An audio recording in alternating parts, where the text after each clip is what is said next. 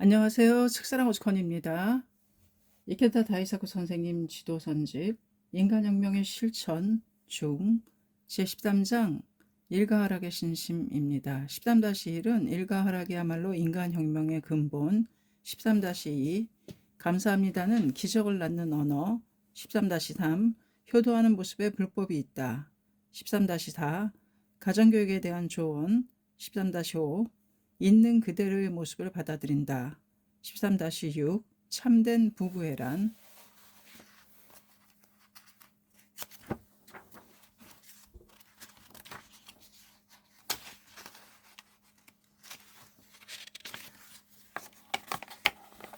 제2부 인간혁명의 실천, 제13장 일가하락의 신심. 일가하락이야말로 인간혁명의 근본. 이케다 선생님은 창각해 영원한 오후 지침으로써 일가하락의 신심, 행복을 획득하는 신심, 난을 극복하는 신심, 건강 장수의 신심, 절대 승리의 신심을 나타내셨습니다. 이번 장은 이 오지침의 첫 번째 항목에 게재된 일가하락의 신심에 빛을 비추고 있습니다. 일가하락은 자기 자신의 인간혁명에서 시작합니다. 가까운 사람이야말로 자기 자신의 인간혁명을 비추는 거울입니다. 자신이 바뀌면 상대가 바뀝니다. 환경이 바뀝니다. 세계가 바뀝니다. 이 인간혁명이라는 드라마의 기반이 되는 소중한 무대가 가정입니다. 일찍이 이케다 선생님은 대백년화 건도원에서 일가하락의 신심의 중요성을 언급하셨습니다. 한 사람 한 사람의 인간혁명은 가정혁명으로 연동합니다. 이케다 선생님 지침, 일가하락의 신심, 대백년화 건도원, 1968년 4월. 일가하락의 신심은 도다 전 회장이 제시하신 학회의 영원한 지침이다. 신뢰와 애정으로 맺어진 희망이 넘치는 밝은 가정이야말로 풍요로운 마음이 반영된 낙토 건설의 첫걸음이고 또 종착점이기도 하리라. 지금까지 얼마나 많은 학회원이 어둡고 비참한 가정을 혁명하여 밝고 즐거운 가정으로 구축해왔던가. 이 모습이야말로 각자의 인간혁명으로 생활상에 새긴 긍지 높은 역사이고 창각의 역사의 깊고 강한 기반이라고 해야 하리라.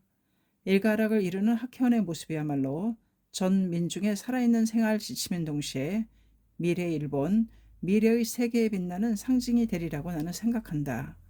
우리가 지향하는 목적은 개인의 행복과 사회 번영이 일치하는 이상사회의 실현이고 그 속에 당연히 일가하락도 포함된다. 다시 말해 각자가 묘법을 바탕으로 강인한 인생을 확립하면서 사회 번영과 세계 평화를 위해 공헌할 때 건전한 가정생활을 수립할 수 있다는 뜻이다. 누구나 입신할 때부터 모든 가족이 함께 신심할 수 있는 것은 아니다. 때로는 가족이 강하게 반발하는 경우도 적지 않다. 가족의 반대라는 이러한 문제도 결국은 신심의 도상에서 나오는 실현이므로 자신이 참으로 훌륭한 사회인, 가정인으로서 인간혁명할 때 근본적으로 해결될 것이면 필정이다. 야광보살과 야광보살의 과거 모습이 밝혀진 법화경 묘장어방 본사품에는 정장 정한 형제가 어머니 정덕 부인과 함께 힘을 합해 아버지 묘장어망을 신심하게 했다는 내용이 나온다. 그 부분에서 정장과 정한이 갖는 각가지 실력을 나타냈다고 나오는데 그것은 요컨대 불력, 법력의 실증이고 현대에 적용시켜 말하자면 그야말로 인간혁명의 증거라고 해야 하리라. 생각컨대 그 어떤 혁명이라도 그것이 참으로 민중에게 밀착된 진실한 혁명이라면 반드시 가정에서 그 결과가 현저하게 나타나는 법이다. 가정을 기반으로 하는 혁명이야말로 가장 본원적, 항구적인 혁명이고 그 누구도 막을 수 없는 유구한 물결이자 시대의 조류이다.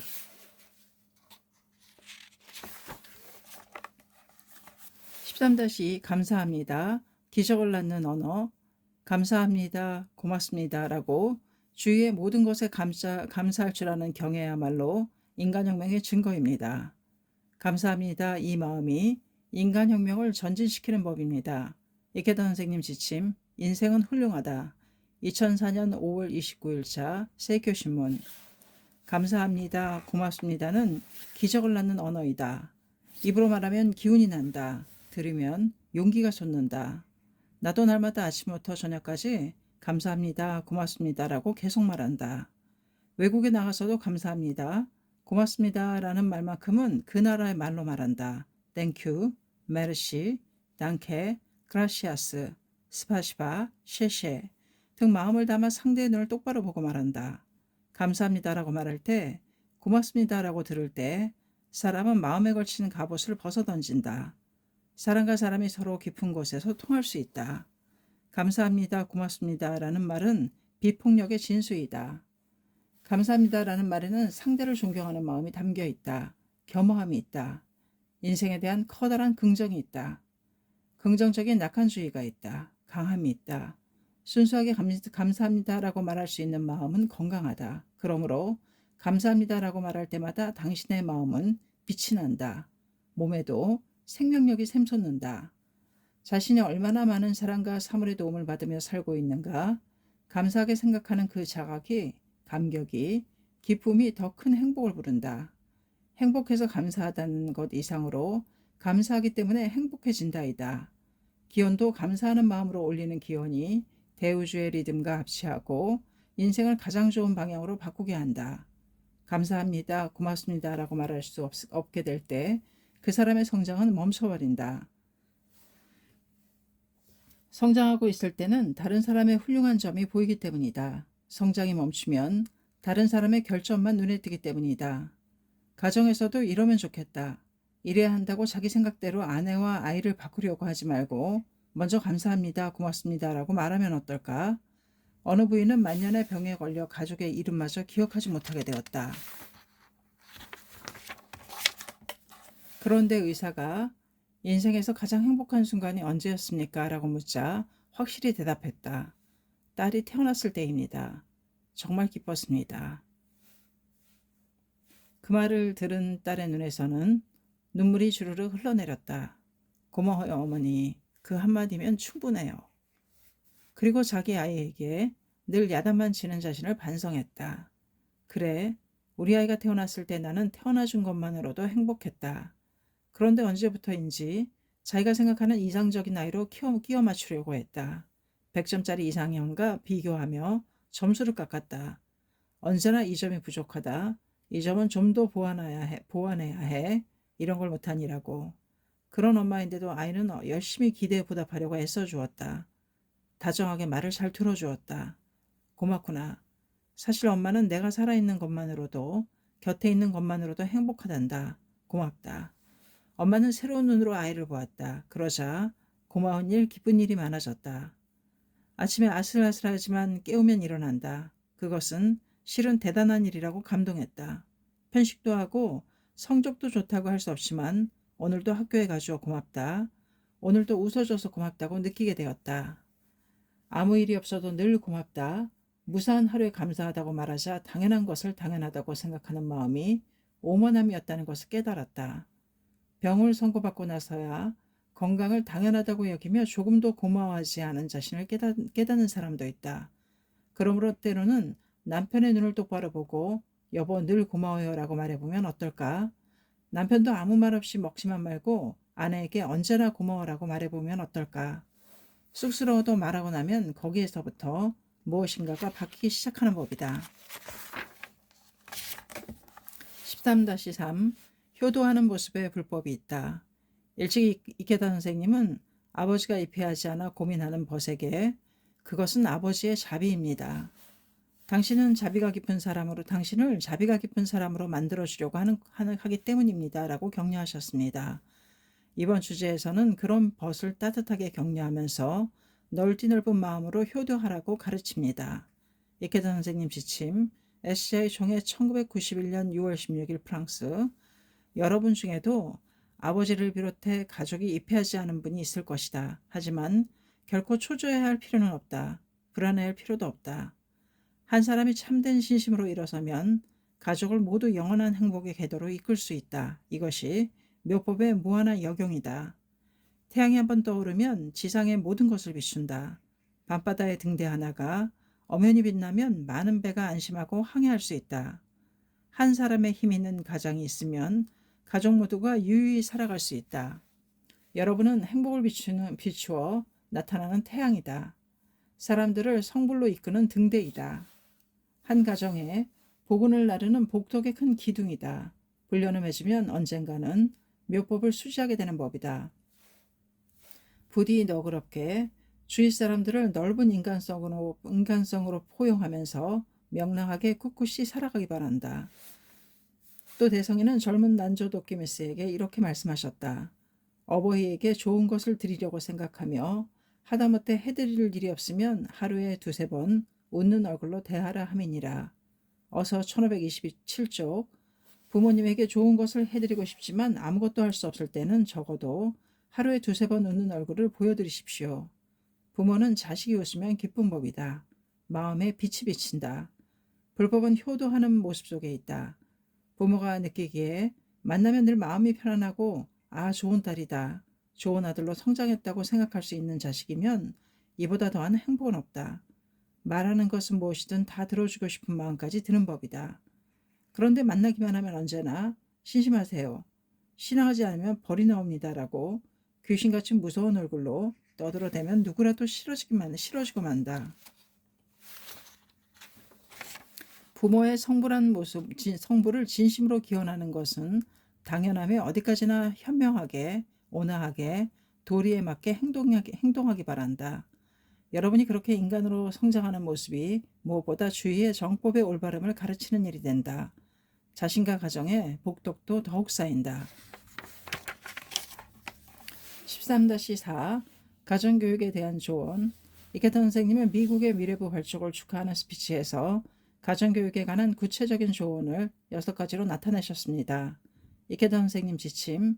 SGI 대표자 회의 1993년 2월 3일 미국. 자녀의 가정교육에 관해 생각나는 대로 몇 가지 말하고자 한다. 많은 가정을 보고 여러 경험을 하면서 내린 하나의 결론으로서 어떤 형태로든 참고했으면 한다. 1. 신심은 일생, 지금은 면학제일로. 먼저 미래부 시절은 면학제일로 나아가야 한다. 신심의 중요함은 말할 나위도 없지만 신심은 일생 동안 하는 것이다. 면학은 해야 할 시기와 나이가 있다. 그때 노력하지 않으면 몸에 익힐 수 없다. 후회할지도 모른다. 신심은 즉 생활이다. 미래부의 경우는 즉 면학이다. 지금은 면학에 힘쓰는 일이 신심의 중요한 실천이다. 신심을 하고 있어서 근행이나 회합이 바빠 학업에 소홀해졌다. 이러면 절대로 정도라고 할 수 없다. 또 때로는 근행을 하지 않더라도 너무 예민해질 필요는 없다. 제목 삼성만 해도 괜찮은 경우도 있다. 오히려 지속이 중요하다. 생애, 어본존과 학회에서 멀어지지 않겠다는 마음이 중요하다. 조금씩 향상하면 된다. 때로는 오늘 근행은 엄마가 대신해 줄게라고 안심시킬 정도의 너그러움이 있어도 좋으리라.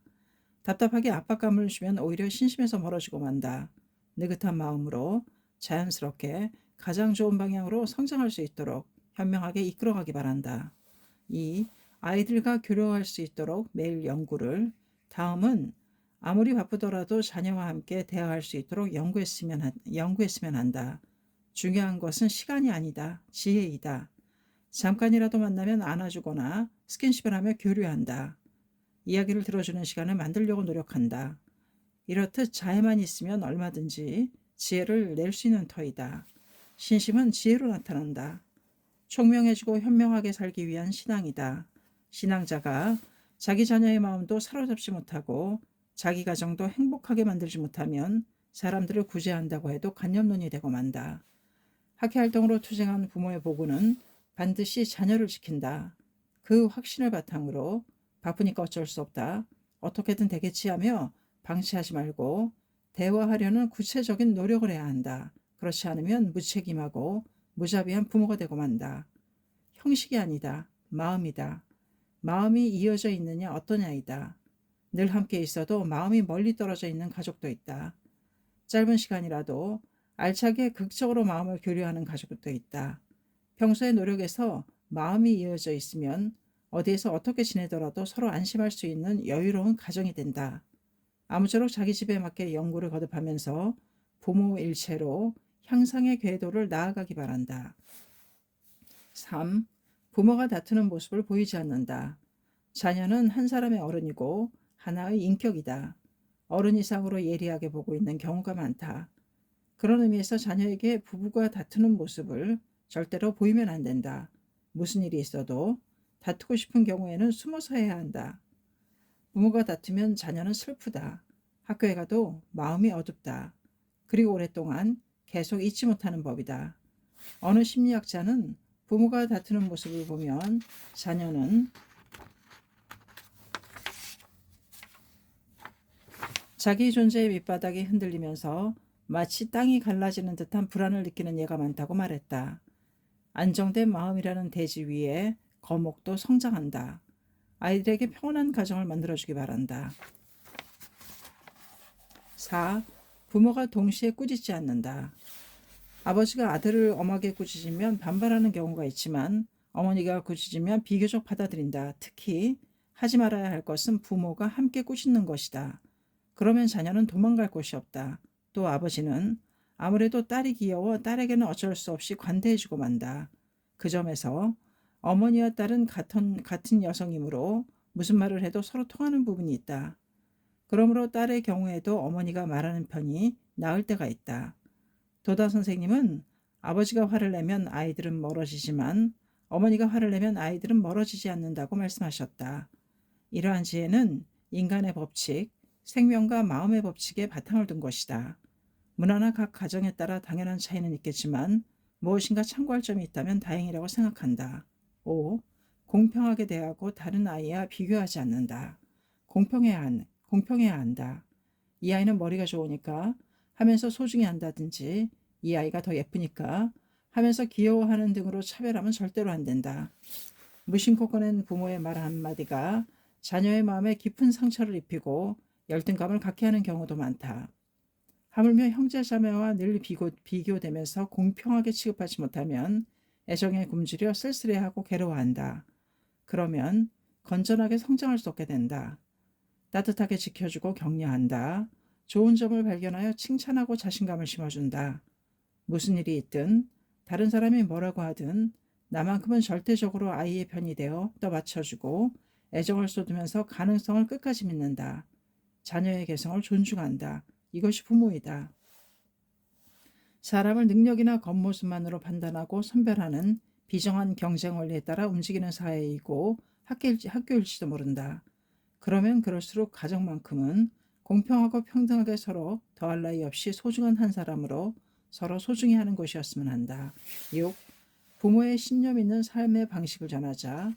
자녀들을 훌륭하게 성장시키려면 마음의 톱니바퀴가 빈틈없이 맞물리면서 함께 성장하고 하나가 되어 나아가야 한다.